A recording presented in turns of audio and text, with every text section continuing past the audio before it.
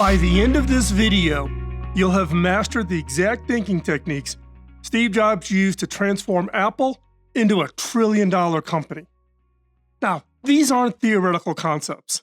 They're practical mental frameworks you can apply today to see opportunities others miss, to make better decisions, and create innovations that stand the test of time. These skills, these capabilities, this unique mindset that Steve had was directly observed by me over the many years of my time in Silicon Valley and across different touch points that Steve and I had over his lifetime. Now, let's take a look back. A 19-year-old college dropout sits cross-legged on the floor of Reed College dorm room, absorbed in a calligraphy class he's auditing after officially quitting school. Now, he's tracing the letter curves as he studied the spacing and typefaces and the balance of typography. To his classmates, this seemed utterly disconnected from any practical career path. Yet, this moment of seemingly aimless curiosity would spark a revolution. 7 years later, these same aesthetic principles would become the foundation for the Macintosh computer's revolutionary fonts, making personal computers feel profoundly human for the first time. That dropout was Steve Jobs, and his journey reveals something extraordinary about innovation itself. Here, try this. Try to think like Steve did back then. So take 30 seconds to write down one hobby or interest you have that seems completely unrelated to your work. Now, identify 3 specific principles or insights from that hobby. In my case, it could be my 3D printing work or my laser cutting work. And ask yourself, how might these principles solve problems in my day job? This is how Steve Jobs' mind worked every day, drawing unexpected connections that others often missed. Steve Jobs embodied a rare combination of thinking styles that set him apart from other tech leaders of his time. Now, the good news? These thinking patterns can be learned and applied immediately. Now, many of these, in fact, all of these, we've covered previously in the whole thinking series. So go over there or check the links below to check out the thinking series, which includes how to improve critical thinking skills and aesthetics thinking skills and design thinking skills and convergent thinking and divergent thinking. We've covered all of that. You want to go watch those videos. But let's start off with where Steve was really powerful. And number 1 was aesthetic skills, aesthetic thinking skills. So unlike tech executives who prioritize specifications, Steve understood that emotional connection through design was paramount. He's famous for saying, design is not just what it looks like or feels like. Design is how it works. So apply this today. Identify one product or service you offer. List 3 ways to enhance its aesthetic appeal without changing its function. And ask, how would this make users feel more connected to the experience? Now, the second thinking skill that Steve really applied was convergent thinking. Convergent thinking, reducing your options. But Steve paired the aesthetic thinking vision with this remarkable convergent thinking, a laser-like capability to eliminate anything that was a distraction. Now, upon returning to Apple in 1997, he eliminated 70% of Apple's products by drawing a simple 2x2 grid on a whiteboard. With consumers and professionals on one axis, desktops and portables on the other, allowing him to focus on making one great product in each quadrant. What would be the best commercial mobile product? What would be the best consumer mobile product? Rather than trying to be mediocre and having multiple products in each quadrant of the grid. Again, Steve is famous for saying, deciding what not to do is as important as deciding what to do. So here's another quick exercise. Try this. Take out a piece of paper, draw your own 2x2 grid with your 2 most important business variables on each axis. and list your current projects or ideas. And in 60 seconds, not 2 hours, in 60 seconds, decide which ones eliminate by placing them over off the board in some kind of a penalty zone, the elimination quadrant. And therefore, then you now have a focus.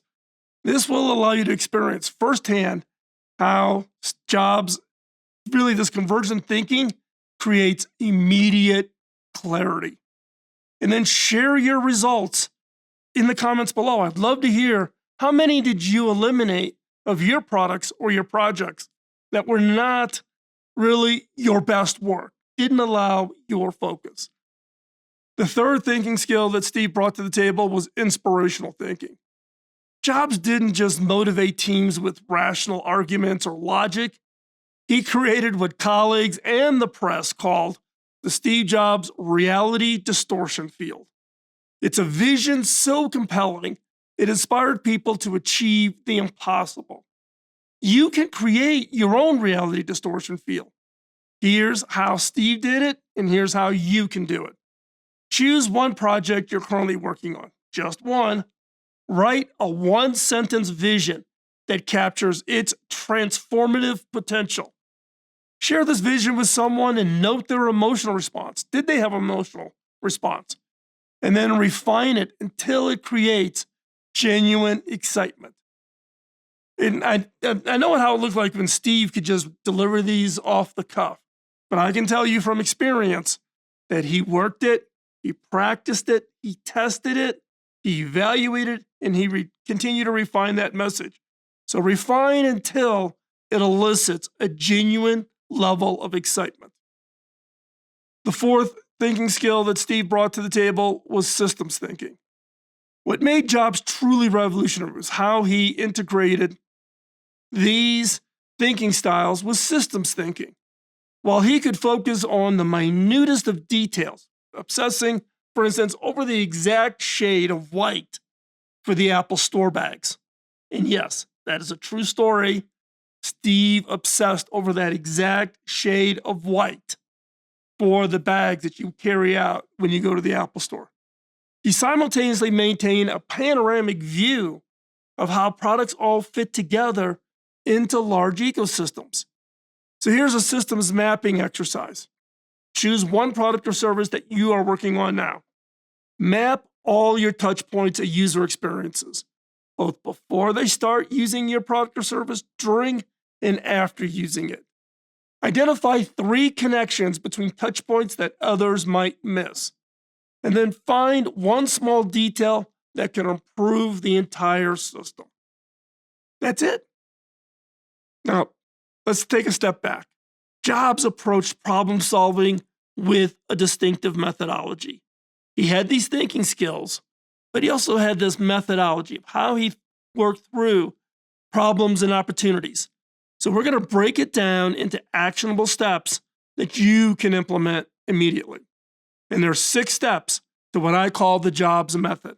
Step 1, start with user experience, not technology. Whenever he was starting to work on something new, a new product, a new concept, whatever, started with user experience, not the technology underneath. When he was developing the iPod, Steve didn't begin with storage specifications. He crystallized the project into a human experience, the famous 1,000 songs in your pocket. This simple phase guided every decision.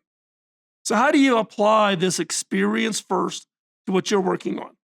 For your current project, complete the sentence, quote, "My users want to feel blank when using this." My users want to feel what? Excitement, happiness, thrilling, intrigue, curiosity. My users want to feel what when using this? And 2, create a simple phrase that captures that core experience, like 1,000 songs in your pocket.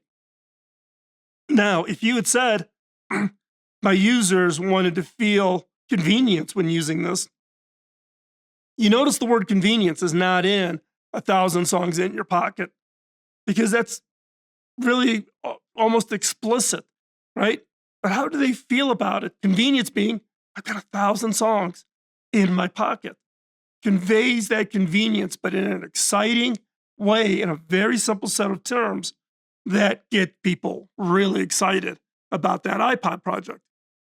3, test all decisions against this experience statement. Once you define what that experience is, what your users want from your product, that becomes the cornerstone. Nail it. Get that right, and then test every decision you make against that experience. Step 2 of the 6-step process: simplify ruthlessly. Once Jobs had a vision for the user experience, he would simplify it to its absolute essence. He's quoted as saying, simple can be harder than complex. You have to work hard to get your thinking clean to make it simple. So how do you do a simplification? Let's talk this through for your product. So choose one product, service, or process that you work with. List all the features and all the steps. Ask for each one, would removing this fundamentally harm the core experience? 4, eliminate everything that isn't absolutely essential. 5, time yourself. Can you remove 30% in the next 5 minutes? Now, I can tell you from my experience as the CTO at HP that engineers, product people love to feature load in thousands and thousands of features, and they all have excuses for it. Go back to the experience. Does this support enable the experience you want that the customers are expecting? They want excitement. They want immersion. They want happiness. They want convenience. They want productivity. Whatever it is they want, test everything and get rid of everything that isn't fundamental. Step 3 of the 6-step process for Steve Jobs: connect the dots differently. Steve had this extraordinary ability to synthesize ideas from disparate fields. He would take a look at everything from plants and animals to architecture to consumer packaged goods companies, and he would make these connections. You have to get good at looking outside of your industry and space and make these connections, what we would call cross-domain innovation. So 1, identify that problem that you're working on. What's the problem you want to think about? 2, choose 3 completely unrelated fields. Nature, we've talked about this on this show before, about biomimicry, where you use nature to inspire your ideas. You can also be architecture. I was originally an architecture major. That tends to be one I go to. It could be something as simple as cooking. 3, for each of those fields, list 2 or 3 principles or approaches the field uses successfully. In the case of architecture, it's about what's called balance. Your design has to have a sense of feeling of balance. Otherwise, people walking into buildings or walking into houses that are out of balance will feel uncomfortable. So how would you apply balance to a product design as an example? 4, force connections. How might each of those principles, don't cherry pick, make your brain really work it to look at each of those principles from nature, architecture, cooking, how that principle from cooking could solve your problem.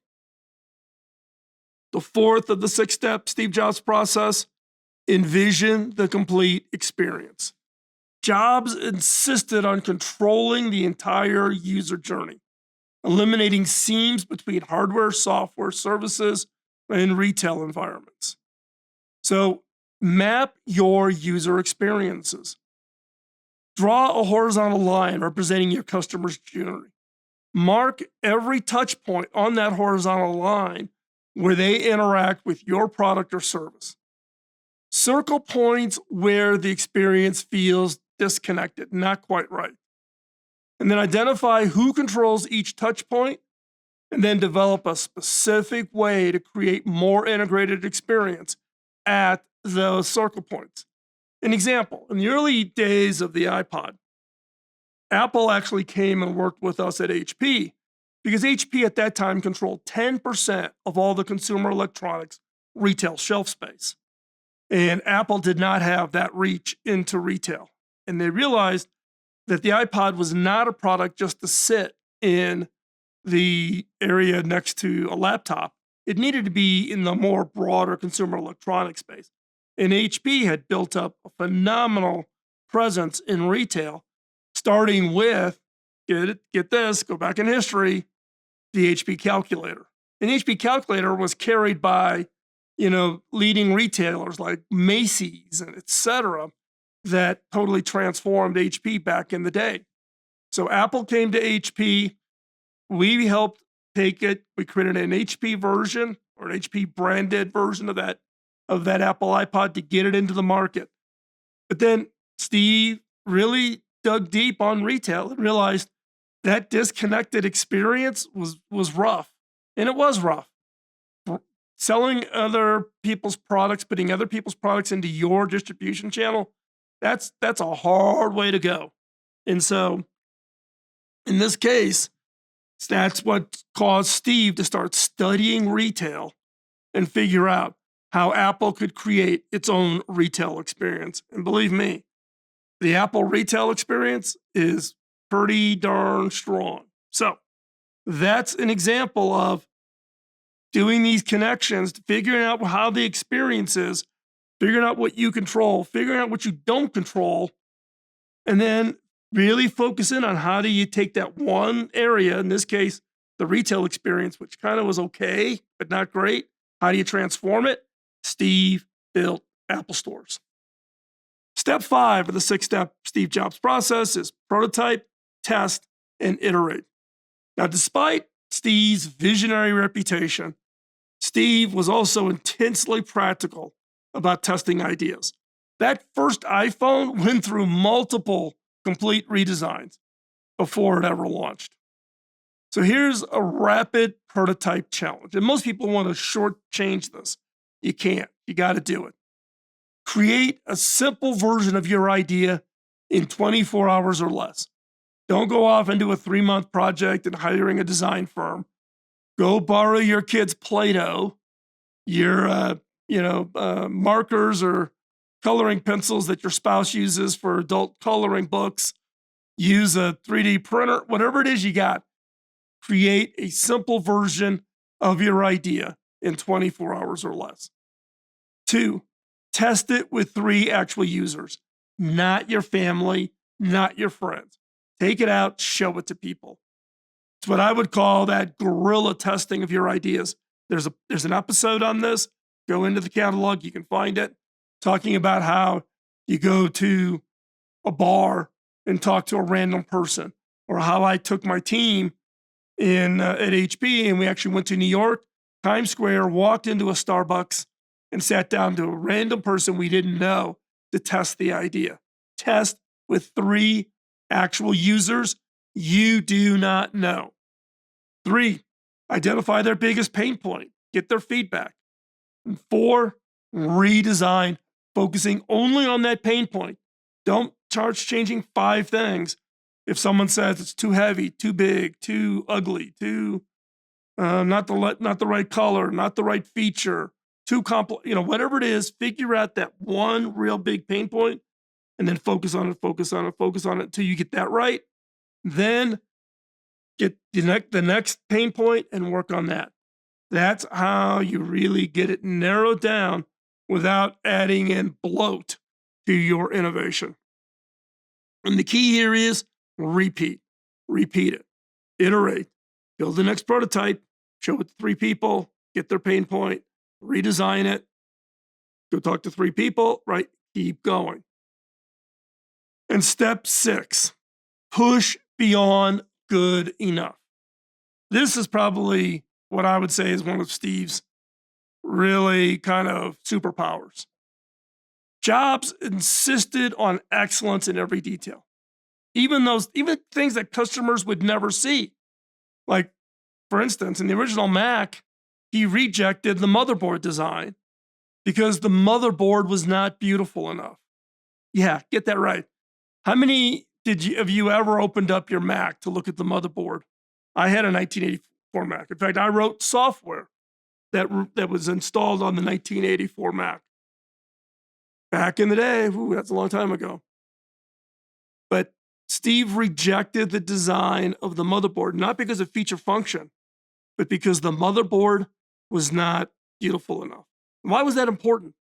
Because that sent the message to his entire team about the level and the bar of quality he was expecting. So let's walk through what I would call a detailed excellence audit. Choose the one project you're working on. It could have been the same project across all these exercises we just did. Identify 3 hidden details that users might never consciously notice. And then 3, improve each detail beyond what seems necessary. Go to the end, push it. And 4, note how this shifts your entire approach to quality. Because now you're also paying attention to things that you might have just skimmed over because that's the way everybody does it, to how do you really raise the bar on that quality. Now, Jobs' thinking methods are being actively applied by innovation organizations today. They're not exclusive to Apple. It's probably the number one question I get. Oh, I want to be more like Apple. Fine. But it's not about Apple. It's about improving your thinking skills.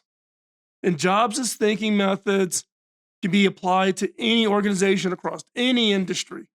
We're going to talk about 3 examples. These are standout examples with the specific lessons you can apply, and you can apply them today. So the first case study is Airbnb. Airbnb revolutionized travel accommodation by applying several of Jobs' key thinking approaches. So the founders, Brian Chesky and Joe Giba, studied Jobs extensively and implemented his principles in their business model. Like Steve Jobs did with iPod, which was 1,000 songs in your pocket, they started with a clear, human-centered experience goal. And that is, belong anywhere. This experience-first approach guided their entire platform development. So how can you apply this? Create an experience statement for your product or service in 7 words or less. Yes, you can use ChatGPT or Claude to help you get it down to those 7 words. Get it down to 7 words or less. Something that you can say, the person on the other side is going to go, ooh, got it. Ask 5 customers to describe how your offering makes them feel. Identify that emotional benefit that resonates more strongly. And redesign one element to enhance that emotional benefit. And then keep at it. Now, in the case of Airbnb, they didn't have to worry about all the back end pieces of the hotel management because they didn't own the properties. They could focus on that front end, property owners, and the connection to the people looking for someplace to stay. How do you make that experience? How do you continuously improve it? The next case study is Tesla. Tesla was fundamentally reimagined the automotive industry by applying Steve's cross-domain connection and complete experience design approaches. Now, I've shared my view. I've done meetings with Elon. I did a whole episode on one meeting that I had with Elon, which I thought was kind of insightful into how Elon thinks. But Elon is very, very unique in his ability to make all of these kind of focuses that he has done. But how did he apply it at Tesla?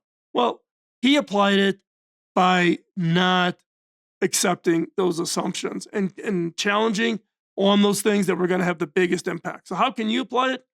So identify, I don't know what you want to call it, a battery or core technology in your field that everyone accepts as a limitation. Everybody in the sustainability space recognizes that battery power density, how much battery energy you can store per cubic centimeter of battery material, is a constraining factor, right? Everybody accepts as a limitation. In the case of yourself, question if that limitation is truly fixed or it's simply accepted by convention. And then explore at least 3 technologies from outside your field that might help overcome this limitation.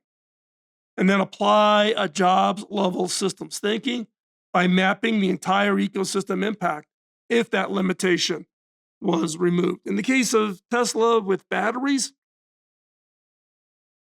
Elon quickly realized, and we realized this at HP, yeah, you can continue to improve battery, but battery density only improves about 10% a year, yet you got Moore's law, far outstripping that pace. But you could apply energy conservation to other things. So, like processors and displays and memory and networking and all those types of things, and actually make the battery last much, much longer than just focusing on the chemistry. You still have to work on the chemistry of battery, but you're applying all the other parts of the ecosystem to be more efficient, to require less battery, and therefore then become more efficient. And then Elon did develop the things like the superchargers and those types of things to reduce the burden or the friction of having an EV. So, great example. Think about it. How do you apply it to your project? Third case study, Disney. Disney's application of Jobs' thinking methods is perhaps the most direct, given the close relationship through Pixar, which Steve owned before selling it to Disney, making his family one of the largest private owners of Disney. And not to mention that past CEOs, in some cases, even the current CEOs, have previously been on Apple's board. So, how can you apply Apple's, this Disney approach? Choose one product or service you offer, identify all the touch points where users interact with it, find the transition points where the experience becomes disjointed, and then apply Jobs' complete experience, thinking to create a seamless journey, and then test that emotional impact on the seamless experience. Let's take the Star Wars experience. If you haven't been to Disney World or Disneyland recently, we go to Disney World fairly often with the grandkids, and they love the Star Wars experience. Why? Well, as I understand it, Disney designed that and threw out literally dozens of designs until they finally got it just right. Understanding what the customer flow was going to be, the touch points, the experiences, the emotional response from people coming in, and not just the kids, but the Star Wars fans, the adults who grew up with Star Wars. All of that was considered, and they did not sacrifice. They spent the time really thinking about the seamless experience and testing it, not just with themselves, but testing it with users before locking it down and putting it in place. And I can tell you, they did a phenomenal job. Now, this all sounds easy, but implementing the job style thinking comes with significant challenges. So let's explore some of the practical solutions to overcome this. First one is the perfectionism paradox. Jobs perfectionism sometimes led to paralysis or you could say missed opportunities. Now you need to balance this perfectionism. So to do that is, for your current project, identify 3 hero features that deserve the perfectionism attention. 3 areas where good enough is maybe could be acceptable. Set clear time boxes. I will perfect this feature for exactly 2 hours, then move on, or 2 days, or the next 30 days. But once at that point, time box it, move on. 3, create a perfectionism budget. Allocate your limited perfectionism resources where they will have maximum impact. So you've got to really limit. I wouldn't say eliminate perfectionism. That's not, if you think about Apple, you're going, wow, they did some great things.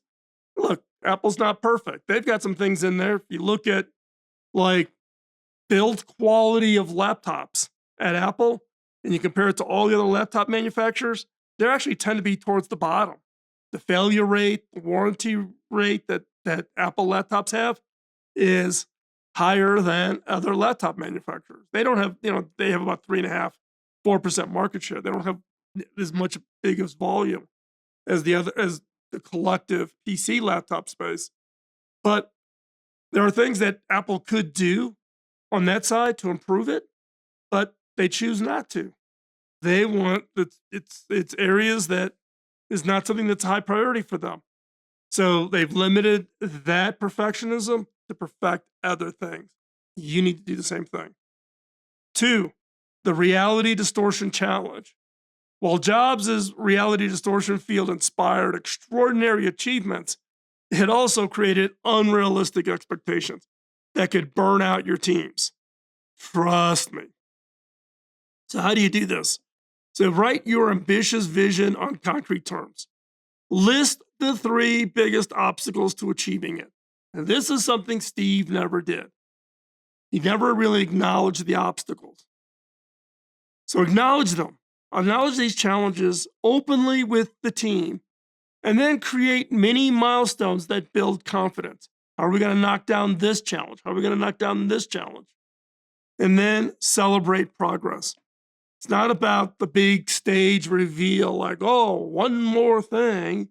It is really about building that momentum with that team that's delivering this vision a little bit at a time. Number 3, the integration complexity problem. Jobs insisted on controlling the entire experience, creating extraordinary products, but also led to closed systems that limited compatibility. Things like the App Store or the music systems, and etc. Right? Because Steve wanted to control everything. Now, you could argue that Apple can do that, given their size. They're a trillion-dollar company. Maybe you're a small startup. You're going, I can't control that all. But how do you balance this integration mix, this matrix that you've got to pull together to deliver and reach and touch your potential market? First off, map your product or service ecosystem. What are all your dependencies, your suppliers, your distribution channels, etc.? Categorize each element as either must control, because it affects the core experience, can integrate, so you can enhance without risk, or should be open, benefits from outside innovation, like third-party application developers or applications running on your device, etc. And then develop specific integration strategies for each category. Now, the 4th risk, if you want to apply Steve's 6-step methodology, is the empathy gap. Now, it's perhaps Steve's most significant weakness was really his often limited empathy for colleagues and partners. And boy, can I tell stories on my personal experience on this one. So, Steve was famous within Apple of even walking around, running into people maybe that he didn't know at Apple. He'd ask them what they did. They would fumble with some words and try to describe what they did. Steve would look at them and say, we don't need that. You're fired. And then walk away. The story goes that it got to the point where HR had to send people that would follow Steve around. And if he fired somebody, the HR person would come up behind them and go, no, you're not fired. Just go back to your cube, continue doing. The Steve had this mental process that made it very clear on what was contributing value and what was not contributing value. But how do you drive an empathy-driven set of excellence? So we've talked about this in some articles I recently wrote, but how do you provide feedback? And before providing feedback, ask yourself, what's the person's intention here? Is this that I didn't communicate the vision correctly? They didn't understand the vision correctly? Or maybe they just made a decision on their own that led us down a path that could be good or bad. 2, practice delivering high standards with specific appreciation. Bring your team up, don't knock your team down. Draw them up to deliver better, higher quality experiences, products, services with appreciation and clear vision. 3, create a user empathy map for your products. So understand everything from your customers to your employees. What are they thinking? What are they feeling? What are they saying? What are they doing? Use this map to guide decisions about features and experiences. So, take these concepts, everything we've discovered, beyond theory with this practical framework. 1, connection day.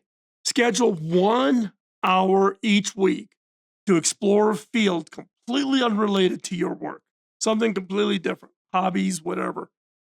My case for the last 3, 4, 5 months has been really getting into the 3D printing world because I think that's fundamentally going to change the concept of manufacturing in the not too distant future. 2, a ruthless simplification session. Monthly review of all your projects using Jobs' what to say no to methods. 3, experience audit. Quarterly, map the complete experience of your products and services from the user's perspective and identify those friction points and then get them fixed. Now, I'm going to give you, so those are things that you can do every week to kind of exercise it, but let's get a little bit more tactical. I'm going to challenge you to apply one Steve Jobs thinking each day for the next week. The ones that I just talked to, those previous ones, those are over extended time. The best way to learn a new thinking skill is to apply it right away. So here are the thinking techniques, one for each day for the next 7 days. Build it into a habit. Day 1, aesthetic thinking. Redesign one element of your work, how it looks, how that whole experience feels. 2, convergent thinking. Eliminate one project, go through your entire project list, dump one, take one thing off your to-do list, dump it, right? Or you maybe get rid of a feature. Day 3, inspirational thinking.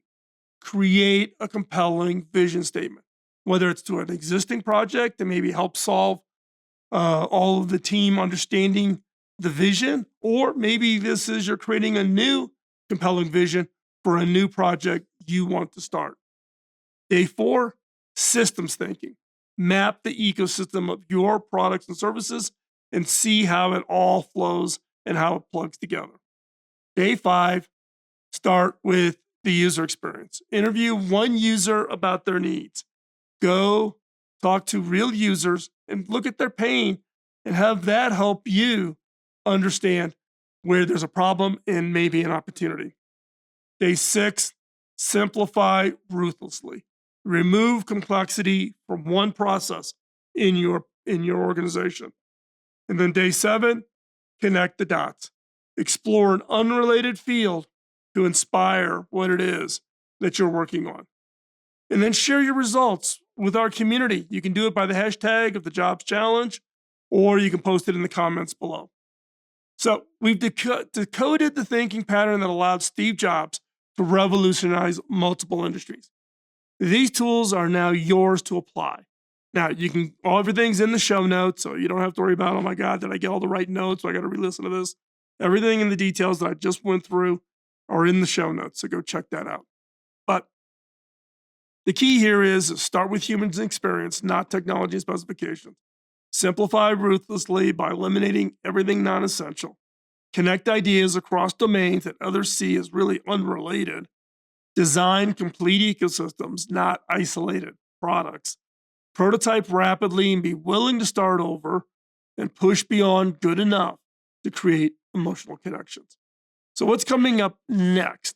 In our next installment on this series, we're going to explore how Bill Gates' thinking style offers a fascinating counterpoint to Steve Jobs' approach.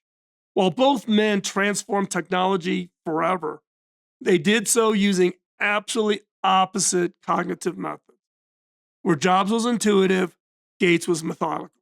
Where Jobs focused on aesthetic perfection, Gates prioritized functional ubiquity. The most adaptable thinkers know when to apply Steve Jobs' synthetic creativity and when to leverage Gates' analytic precision, a cognitive flexibility that can solve problems neither approach could address alone.